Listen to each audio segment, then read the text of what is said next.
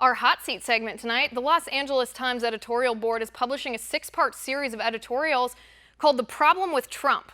The individual parts are titled Our Dishonest President, Why Trump Lies, Trump's Authoritarian Vision, and today's piece is called Trump's War on Journalism. But how can mainstream outlets like the LA Times call out Trump for authoritarianism when they stood idly by for 8 years of the Obama administration? With me now to answer that question from the LA Times, Deputy Editorial Page Editor John Healy. John, thanks for being here. My pleasure. I appreciate you coming on the show. I appreciate you being willing to have this conversation. John, let me be blunt here and ask you this question. If President Trump is the authoritarian, is the fascist that you insinuate in your editorial pieces, why didn't he override the legislature, override Congress on Obamacare repeal, and why didn't he disregard the courts when they overturned his travel ban? Well, first off, I would back away from the word fascist. We've never used that. So let's not go there. Don't associate that with us. Right. You used the word authoritarianism. That was the title of your third piece. Yes, but you get the difference, right, between fascism and authoritarianism. Yes. But my question is, I can rephrase that for you. If President Trump is the authoritarian that you claim he is, why didn't he override the legislature on Obamacare repeal, and why didn't he ignore the courts when they overturned his travel ban? Well, we conceded in two of the pieces that he has not disobeyed the courts and that he has not tried to overrule Congress. But one of the points of particularly the institutions piece was that he is working to undermine them through undermining the public's faith in these institutions. And that's what is one of the important the lines that we're trying to draw. We're not saying that the man is raging full on authoritarian today. What we're saying is that you have to be careful about what happens to the institutions that surround the presidency, because that's the buffer against overweening presidential power. Right, that's the separation of powers. I get your point there. So I guess you're specifically talking about, you referred to this in one of your pieces, you're talking about Trump's critique of the judges who've overturned his travel ban. Specifically, there was a tweet included in one of the pieces where Donald Trump said, if something happens, point to this specific judge who ruled against his travel ban. But if that's the sign of undermining public faith in the institutions of our government, why didn't you call out President Obama when he publicly rebuked, during a State of the Union address in 2010, the Supreme Court ruling? We have noted many times that presidents have criticized Supreme Court rulings. And in several of our editorials, we said, look, it was bad form for Obama to do that. Right. Did you call him an authoritarian, though? Well, that's not being authoritarian. You do understand the difference, don't you, between criticizing and undermining, right? Yes, undermining is not following the law. Criticizing is saying whatever you want. Right, but undermining is also when you try and shake the public's faith in something. When you suggest, for example, that a court is political, something that Obama and predecessors, George Bush, they didn't do. But this president I think they did. During the State of the Union address in 2010, President Obama specifically looked at the Supreme Court justices sitting in front of him. He rebuked them for their ruling on Citizens United. He talked about how that would give lobbyists and special interests the power to influence elections. Does that not qualify as the same thing to you? No, because he didn't say they were doing it for political reasons. This president has said that courts are political. There's a big difference between saying a court is wrong, saying you don't like the ruling, and saying that the court ruled for the wrong motives. One of the keys behind our faith in institutions is that we believe that the folk who are in these positions aren't motivated for other purposes beyond what they're supposed to be doing, right? If you rule on the law and your job is to interpret the law, sometimes you're going to get it right, sometimes you're going to get it wrong. You're going to rule in ways that maybe people agree with and maybe they don't. But if you're suggesting that the court ruling is because a judge wants a political outcome, he wants to favor a particular political party, that's bad.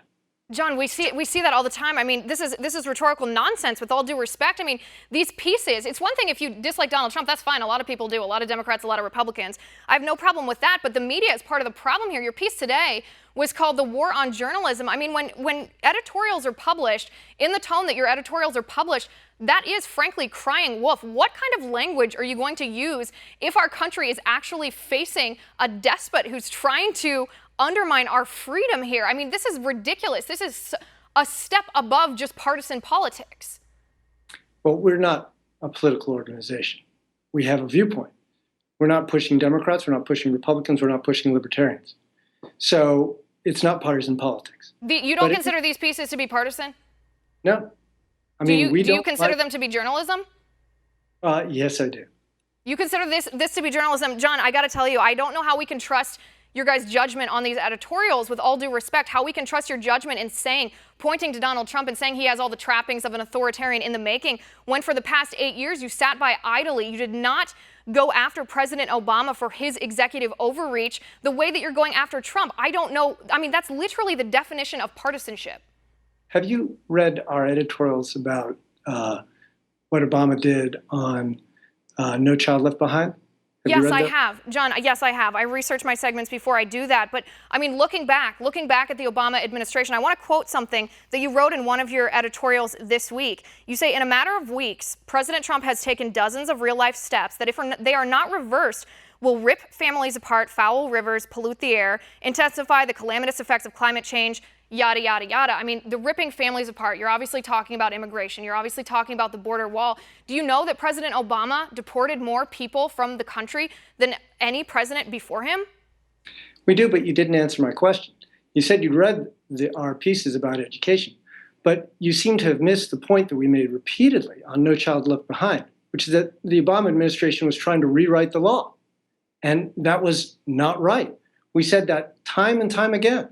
Did you happen to read what we said after the Obama administration put the employer mandate on hold in Obamacare? Did you read that? Did you count how many times you used the word dangerous in those editorials versus how many times you used the word dangerous in these editorials? Because I counted how many times you used the word dangerous, how many times you used the word authoritarian, and I never saw that kind of language when you were criticizing President Obama. I'm talking about dangerousness in the case of Trump. We're talking about character flaws. We're not talking about policy overreach. You raised the issue of policy overreach. Did we say anything about Obama? Wait. Let me understand this. So if you're talking about his personality, if you're talking about character flaws, how does someone's personality make them authoritarian? I mean, to be authoritarian by nature means that you have to implement policies that degrade other people's freedoms. No, it means that you want to do that. To be authoritarian, it means to be inclined to accumulate power to yourself, to overuse that power, to overstretch. Now, that in the case of President Trump, we have been saying for well more than a year that we saw all sorts of personality issues that made us distrust him, and that continues to be the case. We didn't see that in President Obama. Right, and that's fine. That's fine. I have no problem with people. I mean, I'm very critical of politicians' personality. I distrust our representatives in Congress just by nature because they're in such positions of power and that can be abused. But we have to look not just at our feelings, John, we have to look at the facts here. When we look at what President Trump has done in these first 77, 78, however many days he's been in office, he hasn't done anything materially different than what any other Republican president would have done. And I can read you a list of his accomplishments if you need proof of that. Do you think that any other Republican president would have said, let's build the wall? Yes, we have a wall. We have a wall. We have a wall right now. But what President Trump has talked about doing is building a wall from one coast to the Gulf. He's talked about building an uninterrupted wall, 30 feet high, 30 feet down.